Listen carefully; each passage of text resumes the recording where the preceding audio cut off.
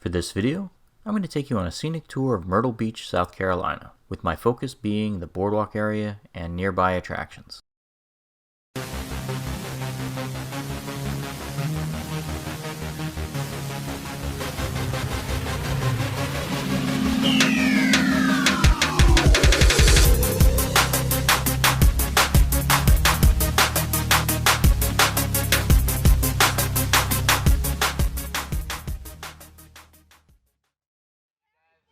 Okay, so I'm going to start off with a quick disclaimer for this video. Myrtle Beach is my absolute favorite beach in the entire southeast United States. Let me tell you why.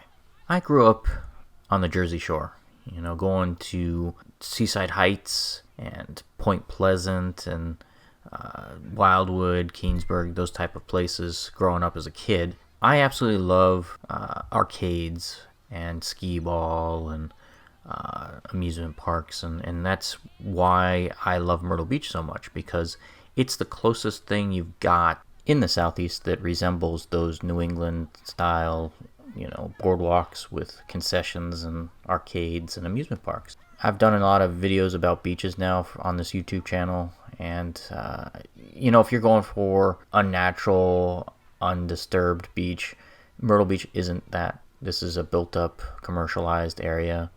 If you want one of those old nature preserves, then you're going to be happier with something like Anastasia Island State Park, those type of places. Same thing for my surfers who might be watching.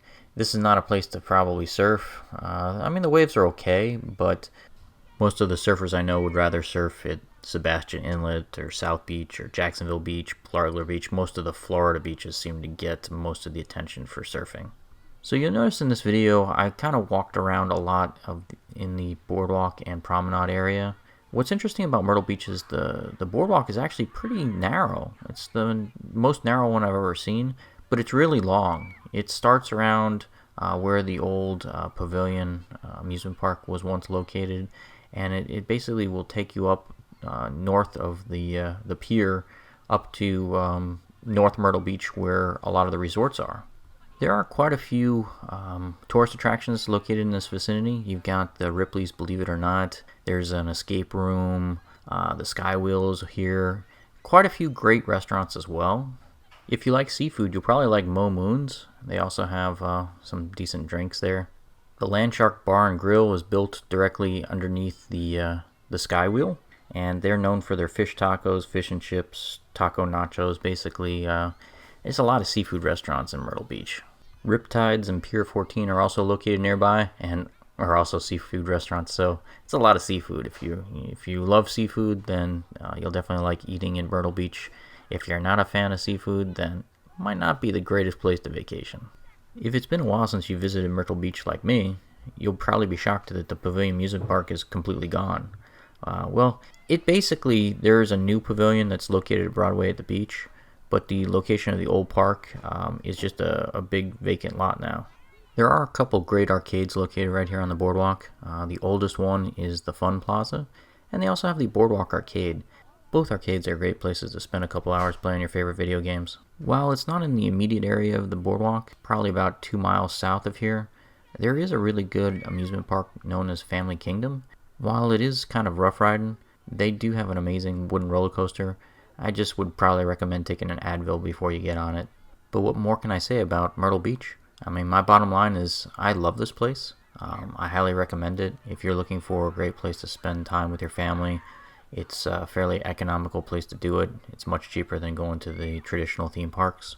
And if you're from the Northeast and you're looking for the equivalent of Coney Island or Seaside Heights or Wildwood down here in the Southeast, then Myrtle Beach is probably your best bet.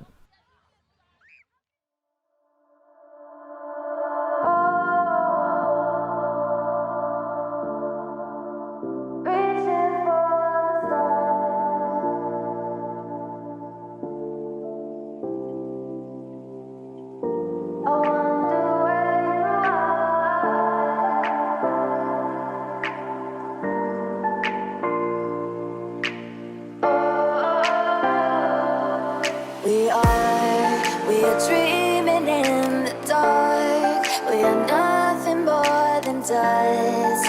Search but you stay lost.